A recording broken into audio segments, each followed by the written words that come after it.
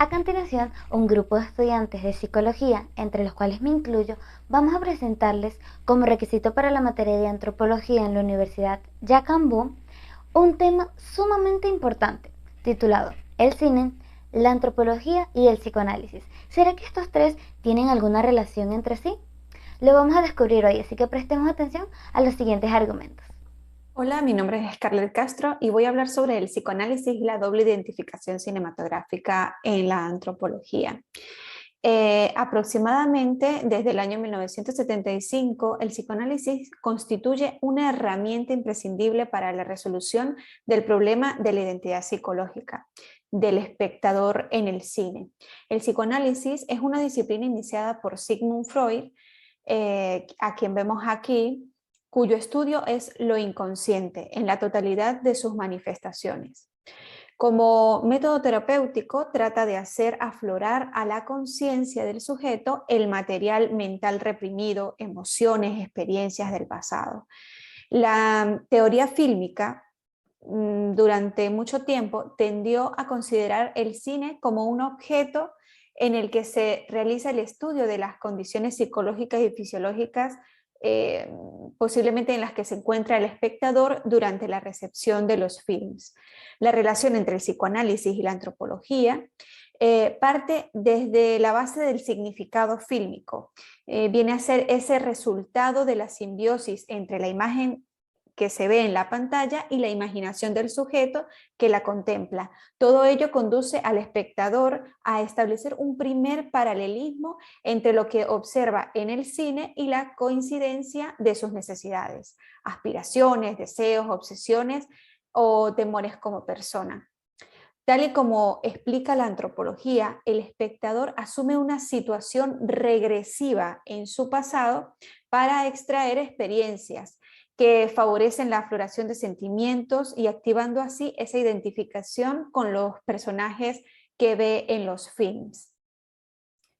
Eh, a esto se le llama la doble identificación, que en el psicoanálisis tiene sus orígenes cuando el bebé descubre o se descubre en el espejo junto a su mamá, la mujer que lo tiene en brazos y él identifica que son una unidad, ¿sí? Así constituye imaginariamente esa imagen de unidad, llamándolo de cierta manera como identificación primaria. Eh, También existe la identificación secundaria. Esta identificación viene a ser cuando el individuo se identifica con otro y asume lo que le ocurre al otro como propio, como suyo, ¿sí? En el cine podemos observar esta doble identificación cuando las imágenes que emanan en la pantalla invitan al espectador a ser partícipe de las esperanzas, los deseos, las angustias, los vicios y las taras de los personajes. Gracias. Del argumento anterior, expuesto por la compañera, deriva una idea clave: la gran aportación de la teoría psicoanalítica al cine será la de su consideración como un dispositivo psíquico auxiliar, capaz de constituirnos en sujetos. Así, el psicoanálisis abordará el medio cinematográfico antes que ninguna otra cosa como un dispositivo significante. Por ello, el interés del estudio de la situación cinematográfica es el de los elementos significantes subyacentes en los filmes particulares, considerados ya como textos susceptibles de análisis que posibilitan la identificación secundaria de sus espectadores. Autores como Raymond Belot, Thierry Kunsel observan que el cine clásico pone en funcionamiento una estructura significante sujeta a distintos procedimientos de actuación discursiva, que los autores denominan figuras, sobre los que se negocian las diferentes posibilidades de significado. El primero de ellos, propuesto por Belor, es la rima, que se produce cuando en diferentes filmes existe un grupo de encuadres con características idénticas, tanto en el plano formal como en el del contenido. La segunda figura estudiada es la sustitución, que se manifiesta bajo una figura que permite volver a facilitar datos al espectador con la finalidad de condensar y desviar la información dada previamente. Nos hallamos ante la figura de la ruptura cuando encontramos numerosos encuadres que rompen el equilibrio y la correspondencia, alterando el orden establecido e introducen nuevos datos. Lo más relevante de las propuestas de Bloor y de Kunsel reside en que claramente destacan que la estructura subyacente es, en realidad, la que fundamenta la existencia misma del relato. Por ello, la presencia de algo que no cuadra y el reconocimiento de que las cosas parecen volver a encajar son las dos estrategias sobre las que se asienta la estructura significante que soporta la producción de cualquier historia. Dicho esto, llegaremos a la conclusión de que la estructura subyacente en el cine narrativo clásico nos remite al Edipo, es decir, a la idea de que no existe escapatoria y que todo está predeterminado y que estamos condenados a repetir la historia.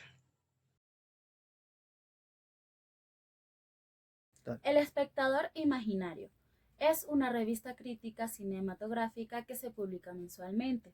Es la creación colectiva surgida a partir de un máster en crítica cinematográfica. El cine, tanto el productor de imágenes como representaciones, significados e ideología, parten como un terreno óptimo para el rastreo del modo en que se han de construir. Placer visual y el psicoanálisis. El artículo del placer visual y el cine narrativo de la crítica cinematográfica británica Laura Mulvey apareció en 1957 como una intervención política e ideológicamente decisiva, con una dosis de provocación que despertó polémicas y a la vez diversos grados de inspiración en la teoría fílmica feminista. La cuestión central de los análisis textuales realizados desde el feminismo han sido detectar la existencia de funciones o interacciones recurrentes en los textos del cine clásico y su relación con la mujer, considerándola ya no como un ser humano sexuado, sino como una estructura que se gobierna y una organización del argumento y el trama. Luego de escuchar los argumentos de mis compañeros, podemos llegar a la siguiente conclusión. Primero, el cine, al igual que cualquier obra artística como es la literatura, los libros, las obras de teatro, incluso las pinturas, son un reflejo de la sociedad en que se está desarrollando en el momento que son presentadas o publicadas.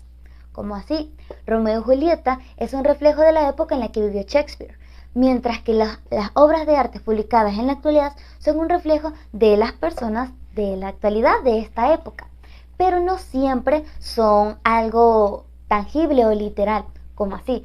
Tenemos, por ejemplo, Los Juegos del Hambre o El Juego del Calamar, una película muy conocida. En la actualidad no tenemos, digamos, esos juegos en los que las personas tienen que ir y matarse entre ellas, pero en estas películas, en esta serie, podemos entender un poco cómo es el pensamiento de las personas en la actualidad. Ahora vamos con la antropología. Como sabemos, la antropología se dedica a analizar las sociedades en las diferentes épocas de la historia. Si el cine muestra o refleja lo que es el pensamiento de las personas en la época que es publicada, la antropología se relaciona con ella porque utiliza esos recursos para entender el pensamiento de las personas en esa era. Ahora, ¿cómo relacionamos el psicoanálisis? El psicoanálisis es muy utilizado por los guionistas, ya que ellos utilizan, digamos, el conocimiento del psicoanálisis para entender el pensamiento de las personas en la sociedad que se está viviendo y para saber qué es lo que les gustaría y poder reflejarlo en una película. Y de una forma sutil dejan una huella de cómo era el pensamiento de las personas en la época que se está relacionando. Y así es como vemos una relación entre el cine, la antropología y el psicoanálisis. Espero que esta información y estos argumentos que fueron hoy presentados te hayan sido útiles y puedas luego aplicarlos para conocer un poco más sobre el pensamiento de las personas.